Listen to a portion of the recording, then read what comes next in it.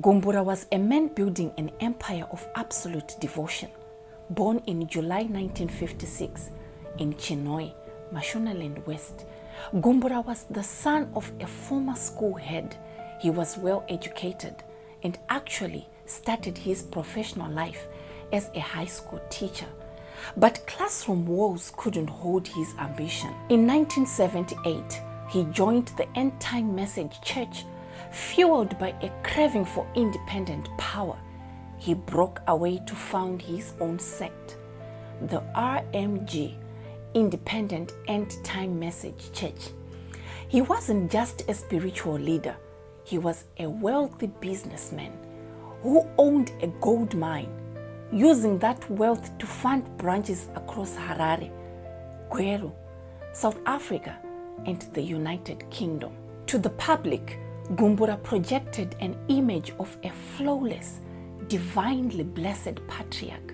He lived a lavish lifestyle in a massive compound on Helena Close in Marlborough, Harare. He floundered his wealth, driving luxury cars and maintaining a household of 11 wives and over 30 children.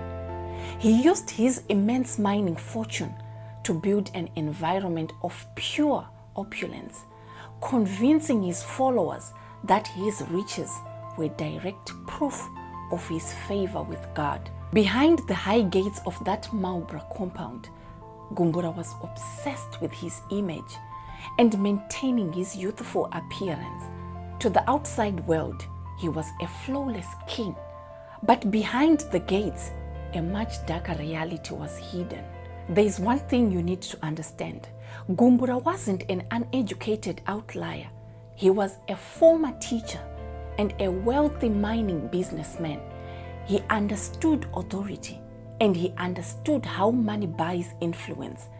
When a charismatic man couples financial power with spiritual absolute rule, the line between pastor and cult leader completely vanishes. In late 2013, the curtain finally fell. Gumbura was arrested and faced a mountain of public outrage, ultimately being tried on multiple counts of rape and illegal possession of pornography material. As the trial opened, the court exposed a horrific systematic doctrine. Gumbura had taught his followers that all women in the church belonged to him by spiritual right. If a woman was married to another church member, she was merely on loan to her husband from Gumbura. He treated human beings as personal property. How does one man abuse over 100 women within a community without anyone speaking up for years? The answer lies in total systematic brainwashing. Gumbura preyed heavily on the vulnerable, specifically targeting young women who had lost one or both parents. Church doctrine strictly forbade members from living with heathens or outsiders, forcing these young women to move directly into Gumbura's compounds under the guise of pastoral care. Once isolated, the psychological traps were sprung. Gumbura regularly used his pulpit to cast terrifying spiritual curses on anyone who dared question him. To cast terrifying spiritual curses on anyone who dared question him, explicitly reminding the congregation of members who had supposedly died after disobeying his orders. Victims were told that if they resisted his sexual advances, they would be committed to the devil. This is where the story gets heavy. We aren't just talking about a breach of law. We are looking at total psychological subjection. He weaponized faith to turn a church into a personal trafficking ring, convincing an entire congregation that resisting his advances was a sin against God himself. By cutting these women off from their families, he built a psychological prison long before they even stepped into his house. The abuse spanned years, stretching from mid-2000s all the way to 2013. The crimes took place across his various luxurious properties, primarily at his main compound in Marlborough, as well as safe houses in Kadoma and Chinhoyi. But the law finally caught up with him on November 14, 2013, when detectives conducted a surprise raid on his Marlborough residence. Inside his private briefcase, police recovered illegal, indecent DVDs alongside recordings of his own radical sermons.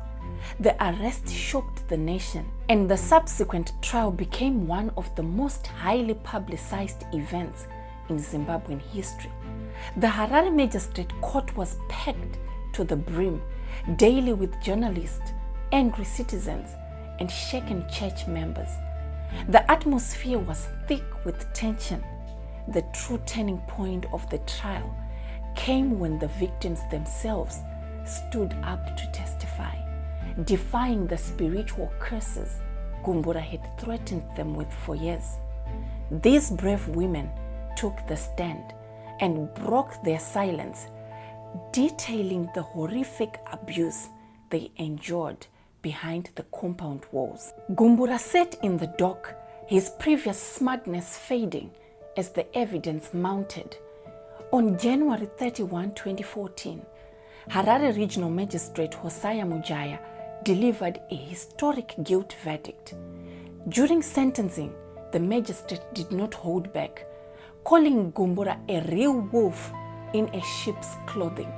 He was sentenced to a staggering 50 years in prison, with 40 years effective.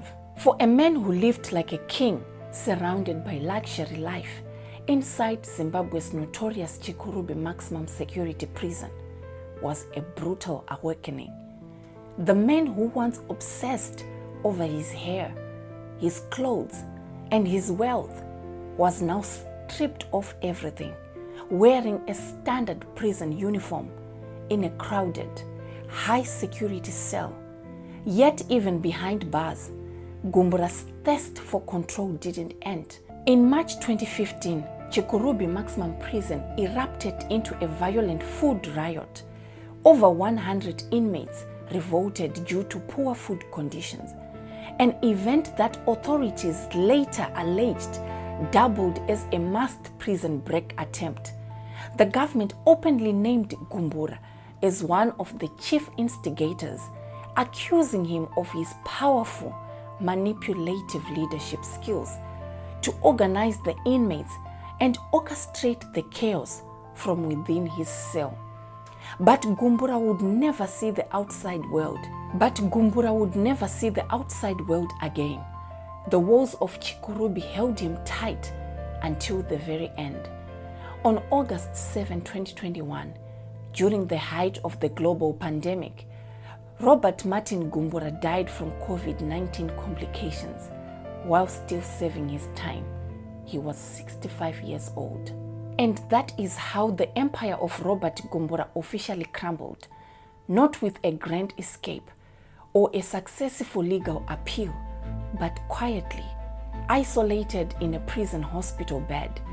He left behind a fractured church, an estranged family, dozens of children, and a dark legacy that serves a permanent warning about the dangers of unchecked spiritual authority.